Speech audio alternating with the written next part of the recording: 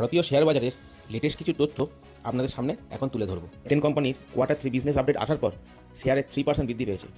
Titan company তার quarter 3 business আপডেটে ঘোষণা করেছে কোম্পানিটি 24% বছরে সামগ্রিক বৃদ্ধি পেয়েছে। তার মধ্যে সবচেয়ে বেশি বৃদ্ধি পেয়েছে তার জুয়েলারি সেগমেন্ট, যা বছরে 26% বৃদ্ধি পেয়েছে। 6ই জানুয়ারি 2025 প্রধানমন্ত্রী নরেন্দ্র মোদী মাইক্রোসফটের সিইও সত্য নাদেলার সঙ্গে দেখা করেন।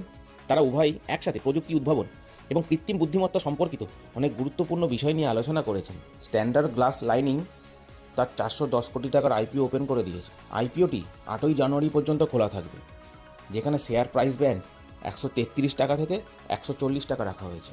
জেফেডিস রেটিংয়ের কারণে জোম্যাটো শেয়ার অনেকটাই পড়ে গেছে, কারণ সংস্থাটি জোম্যাটো শেয়ার কেনার জায়গা থেকে হোল্ডে রাখার কথা জানিয়ে দিয়েছে এবং টার্গেট প্রাইস 275 করে দিয়েছে, যা আগের দেওয়া নির্ধারিত প্রাইস থেকে 18% কম। এই রকম ধরনের স্টক মার্কেট সম্পর্কিত আপডেট পেতে আমাদের চ্যানেলটিকে অবশ্যই সাবস্ক্রাইব করুন। ভারতীয় শেয়ার বাজারের লেটেস্ট কিছু তথ্য আপনাদের